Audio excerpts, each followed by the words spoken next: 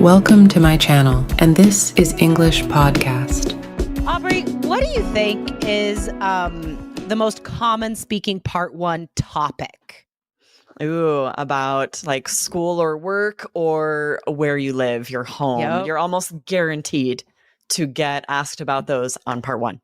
Exactly. So, guys, in IELTS speaking part one, the first group of questions will always be about school or work or hometown, right? So you'll have to describe the place you live or the city you live in, or work or school, okay? The first group of questions, always about those things. So today we are going to give you sample part one answers about house and home. And we're also going to point out how British English might cause some American English learners or speakers some issues on the speaking test. Yeah, if you already live in the States and you're very used to the vocabulary we use in America, and then maybe you move to England and take IELTS there, or lots of places in the world where they would be more likely to use vocabulary that would be used in England, that might trip you up if you're not familiar. Yeah, the questions are written by British English people, right? All of the IELTS questions. So even if as an American examiner, I'll be reading the question, maybe it says like flat instead of apartment. I can read it as it is and say flat. I think a lot of examiners will just read exactly what they say. Some examiners will change it to American English, okay? But chances are you'll be hearing the questions with British English in there. Yes, absolutely. So you need to be familiar with it. We talk about this quite a bit here on the podcast today. A couple of the answers that we give each other are going to have some British English. So we'll see if you're familiar with it. If not, we're going to make sure that you are so these don't cause you any problems on test day. Well, I will show you how to handle it, right? Yes. Because you're listening to us right now. You're learning American English, and we get this question all the time, like, can I answer in American English? Do I have to use British English? So we're going to show you exactly what to say if you are more comfortable using American English instead of the British English like the question. So we're going to model this for you today, show you how you can handle all of this with confidence and still get that high speaking score. And at the end of the episode, we are going to give you 2 of the best phrases that you should use in speaking part one. So stay tuned until the end, guys, because you will have to write down this vocabulary so you can use it in your own answers. Absolutely. And we want to give a shout out to a listener, Everson, who wrote in asking about speaking. But this is an interesting question. And we're going to just give the shout out, read the question, because I want to highlight something that I think Everson did that was really smart. I'll go ahead and read this. Everson Vedoveto, such a fun family name. It is fun. Says, I just started my IELTS journey, and a thing that I have many doubts about is the speaking part, but I'll explore the library from your podcast before asking any questions about that. I love it. I love this so much. In case you guys aren't aware, if you're like Everson and you're just starting your IELTS journey, we have thousands of podcasts, blog posts, so many good strategies and vocabulary, such a vital resource for you to dig into. So I love that Everson's doing this. Want to make sure that all of you guys are as well. Still wanted to give a shout out for this great comment. Yeah, thank you, Everson. So there's 3 different ways you can find specific past episodes and materials, guys. You can go to our website, allearsenglish.com. There's a search function there. You could just search speaking part one or whatever you're looking for. You could also go to our YouTube channel, IELTS Energy TV. And again, just search speaking part one or whatever. Guys, we have so much material for you. Or wherever you're listening to podcasts, like Everson said, just scroll up and look through our past episodes. The most recent episode that we touched on speaking part one was in episode 1343, speaking part one vocabulary for dithering. I love that vocab episode, guys. You have to go back and listen if you missed it. And if you missed it, maybe it's because you're not following. So hit follow right now, guys. Yes, that was such a great one about what to do if you are kind of on the fence, right? If you are dithering, if you can't make up your mind. Can I say both? I can't decide. Don't miss that podcast for great strategies when that happens. So good. So good. All right, guys. So first, I'm going to ask Aubrey two speaking part one questions, and then she will ask me two speaking part one questions. So let's get into it. All right. Here's the first question. Do you live in a house or a flat? I live in a house currently. It would be impressive if I could cram my gigantic family into a tiny flat. We used to live in an apartment in New York City, and I loved that. There were a lot of benefits, but we only had 2 kids at the time. And now we have doubled that number. There are 6 of us. So we needed a little more space. We had to move to the burbs. We had to move to the suburbs in order to have a place that was big enough to accommodate all of us. That was so good, guys. I'm going to give you a couple vocab phrases to take away, and then I'll ask Aubrey another question. So first, the verb cram. You know, even if you don't live in a small place, it doesn't matter what size place you live in, you're going to fill it up with stuff. Always. That's just what happens. So no matter where you live, even in a big place, you could use this, right? Cram just means you're fitting a lot of stuff into one space, right? So I cram a lot of artwork into my home. The walls are covered. I have a whole section that's just for making art, right? We cram stuff in. And the other slang phrase, guys, was the burbs. So the burbs, good movie, but also it just is short for suburbs. So if you live outside of a city on the outskirts, right, just right around the city, you live in the burbs or the suburbs. Nice. Awesome. All right. All right. Next question. How long have you lived in that house? Ooh, we moved here when my twins were new babies.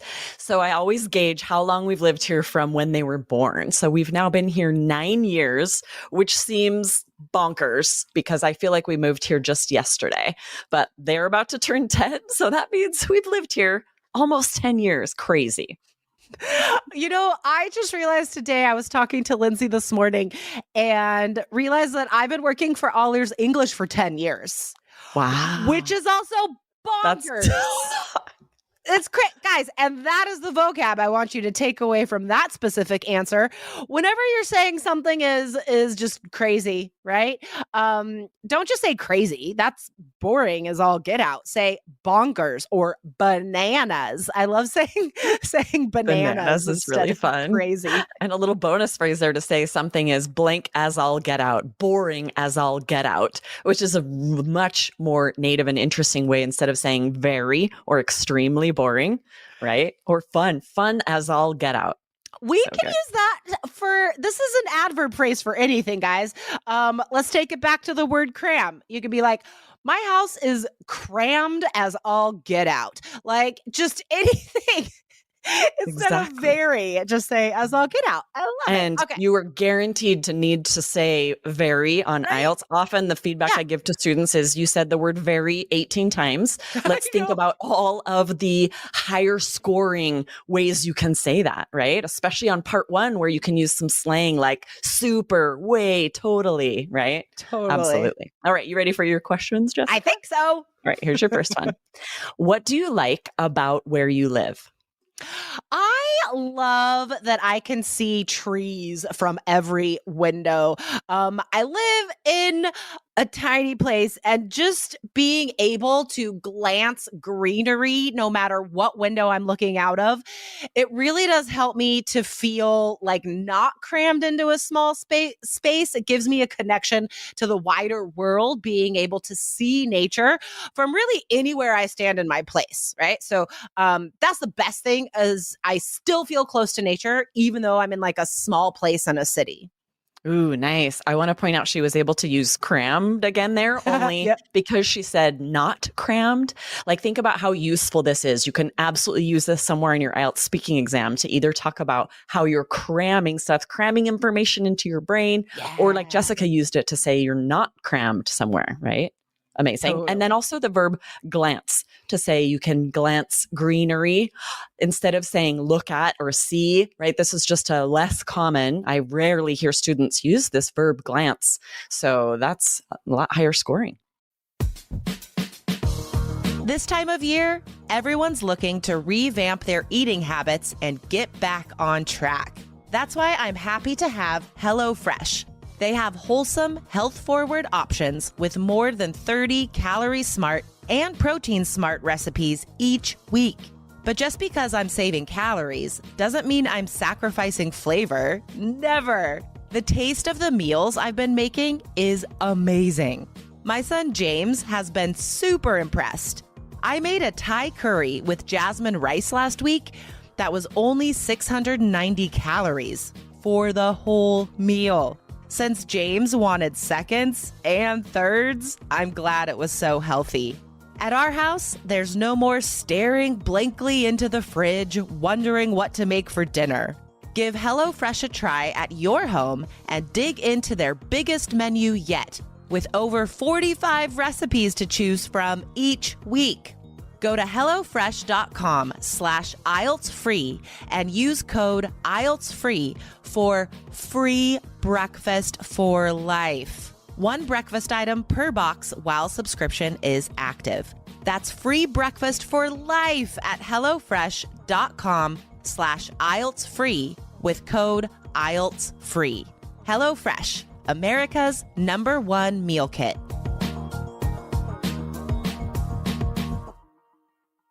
Awesome. All right. One more, and then we're going to tell you guys the 2 best phrases to take away from today. All right, last one. Is there a garden in the place where you live? Okay, so this is tricky because I know garden in British English is more like a yard, like having like grass or a yard outside your domicile. But to me, a garden is like a specific place for growing vegetables and herbs and stuff like that. So I have neither.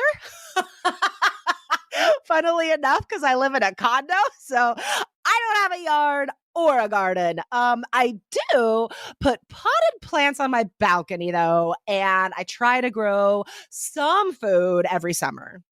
Nice. Oh, really nice. We are going to chat in just a second too about how we've handled this British English in these questions. But first, I want to highlight the word domicile.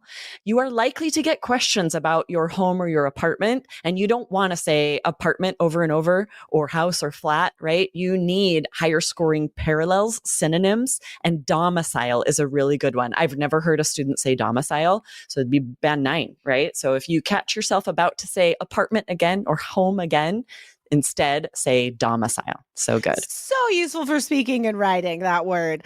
Guys, so we've shown you 2 ways you can sort of handle and incorporate the British English into the American English that you are most likely more comfortable using. So the first question I asked Aubrey was, do you live in a house or a flat? She just said flat. Like, you just use the word from the question. That's fine. Like, you don't have to stop and say, well, flat means apartment. So like you can if you want, but you don't have to, right? No, you just say, I mean, flat is apartment. This is a basic like British English word, right? So you just said it. That was great.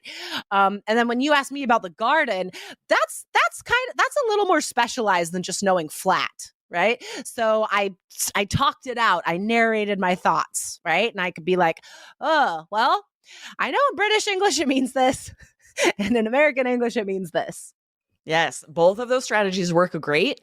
And if you're not aware of that, like say you didn't realize that in British English, garden means more of like a yard, like just the grass out front, and you answer about your vegetable garden or your flower garden, that is also going to be an acceptable answer. This examiner realizes what garden means in American English. You are not going to be docked for that. Exactly. And that's probably a very important takeaway, guys, today is that it doesn't matter if you're using British or American English. It doesn't matter if you interpret the question in the American English way or the British English way. Either way is fine, okay? You are not scored on using one or the other, okay? As long as what you're saying is correct in one of those, American or British English, you are fine. Yes. All right. Let's share our 2 best vocabulary phrases from today that you definitely want to add to your notebook, practice using in IELTS sample answers. The first one is as all get out. This is a band 9 replacement for saying very or extremely, right? If you can instead say amazing as all get out instead of very amazing, that is pushing up your vocabulary scores. Yeah. So the phrase goes after any adjective, guys, instead of saying very. Exciting as all get out, boring as all get out, whatever. It works. And then the second phrase, guys, is cram. It means put a lot of something somewhere. So put a lot of information into your brain.